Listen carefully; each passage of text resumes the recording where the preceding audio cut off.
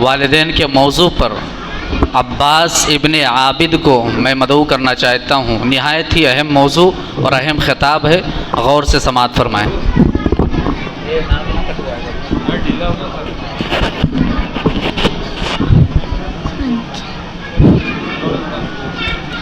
अस्सलामु अलैकुम व रहमतुल्लाहि व बरकातुहू। हामिदन व मुसल्लियन अम्मा बअद। अऊज़ु बिल्लाहि मिनश शैतानिर रजीम। बिस्मिल्लाहिर रहमानिर रहीम। वअब्दुल्लाह व ला तुशरिकू बिही शैअन व बिल वालिदैनि इहसाना। हाज़िरीन मजलिस और मेरे प्यारे भाइयों और बहनों, जिस उन्वान को लेकर मैं हाजिर हुआ हूँ वो है जिंदगी में वालिदैन की अहमियत। आज हर औलाद अपने वालिदैन से बेगाना होता जा रहा है। हर जवानी की दहलीज पर कदम रखने वाला बेटा अपने माँ बाप से रौब और दबदबा से बात करता दिखाई दे रहा है, जबकि वालिदैन अल्लाह ताला की अजीम नेमत है। इस नेमत का तकाज़ा है कि इसकी कद्र की जाए, इनके साथ उसने सुलूक के साथ पेश आया जाए। जिंदगी में वालिदैन की अहमियत क्या है? कोई पूछे दिल्ली मेट्रो स्टेशन के नीचे जिंदगी बसर करने वाले उन यतीम बच्चों से कि जब उनके सर पर वालिदैन का साया था तो कोई उन्हें बेटा कहता, तो कोई भतीजा कहता, तो कोई भांजा कहता, लेकिन जब वही बच्चा यतीम हो गया तो आज उन्हें कोई पहचानता तक नहीं। आज इस माशरे के नौजवान को ये बात याद रखने की जरूरत है। अगर आज कोई डॉक्टर बना, इंजीनियर बना और अपने पैरों पर खड़ा है तो वो उन्हीं वालिदैन की बदौलत है जिनसे आज खैरियत पूछने के लिए वक्त नहीं है। आज कोई इल्म हासिल करने में कामयाब हुआ तो वो उन्हीं वालिदैन की मेहनतों का सिला है। वरना जिस बच्चे पर बुजुर्गों का साया नहीं होता वो शिकम के भूख के खातिर पढ़ाई छोड़ देता है। हदीस मुबारका में यहाँ तक आया है कि वालिदैन पर खर्च करने की वजह से अल्लाह तबारक व तआला उस बेटे के रिस्क में बरकत अता फरमा देता है। हुजूर सल्लल्लाहु अलैहि वसल्लम ने इरशाद फरमाया, तुम्हें अपने ज़ुआफ़ा की वजह से रिस्क दिया जाता है और उन्हीं की वजह से तुम्हारी मदद की जाती है।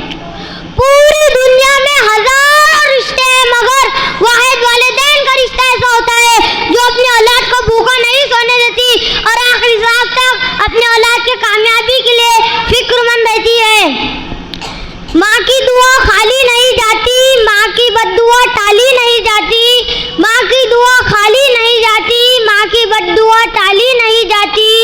चार घर के बर्तन धोके पाल लेती है बेटों को, चार बेटों से एक माँ पाली नहीं जाती। जब रिस्क में तंगी महसूस हो तो गौर कर लिया करो कि कहीं माँ बाप के लिए दुआ करना तो नहीं छोड़ दिया। जिंदगी बड़ी तल्ख हो चुकी है, ख्वाहिशें इतनी बढ़ रही है कि नौजवान नस्ल में वालिदैन के ताल्लुक से तसलसल चल पड़ा है। जबकि यूँ कहा जाए तो बेहतर होगा कि बूढ़े चिरागों को बुझाने के लिए वो नौजवान आंधियां बनकर निकल पड़े हैं। जबकि दुनिया जानती है अगर बच्चा तड़पता है तो माँ का दम निकलता है, मगर जब माँ तड़पती है तो जमजम निकलता है। याद रखो, माँ वो अजीम हस्ती है जो अपने औलाद के सांस लेने के तरीक़ेकार से अंदाजा लगा लेती है कि रफ्तार की वजह दुख है या खुशी। आज समाज में वालिदैन पर हो रहे मजालिम को सुनकर और देखकर कलेजा मुँह को आता है कि वालिदैन के हुकूक को नजरअंदाज करते हुए ज़हनी अजियत दी जा रही है। कई एक वाक़यात में बूढ़े माँ बाप कोई कानून की मदद ले रहे हैं तो कोई मसाजिद की कमेटियों से रुजू हो रहे हैं कि मेरा बेटा मुझको घर से निकाल दिया है। अफसोस कि आज हर तरफ वालिदैन के साथ औलाद का सुकून नाकाबिले बर्दाश्त हद तक तजावुज़ कर चुका है। वालिदैन बूढ़े और कमजोर हो जाए तो उन्हें तकलीफ दी जा रही है। याद रखो, वो लोग किसी मर्द से कम नहीं बल्कि औलाद के रवैये से मायूस होने लगे हैं। याद रखो, ज़हन की वकालत नहीं जलती जब फैसले आसमान से उतरते हैं। याद रखो, जब लहरें बेजान होकर रुक जाए तो समंदर के नीचे तूफान सर उठा लेते हैं।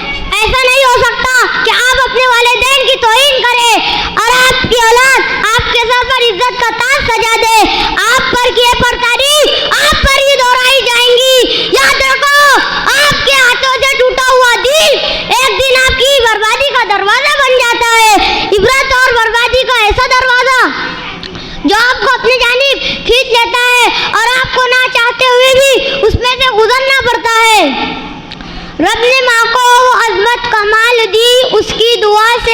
मुसीबत को टाल दी, रब ने माँ को वो अज़मत कमाल दी, उसकी दुआ से आई मुसीबत को टाल दी। कुरान ने माँ के प्यार की ऐसी मिसाल दी कि जन्नत उठा के माँ के कदमों में डाल दी। आखिर में दुआ है कि अल्लाह हम सबको वालिदैन की अहमियत को समझने और उनकी कदर करने की तौफीक बख्शे। आमीन सुम्मा आमीन। व आखिर दावाना अनिल हम्दुलिल्लाहि रब्बिल आलमीन। वस्सलामु अलैकुम। जज़ाक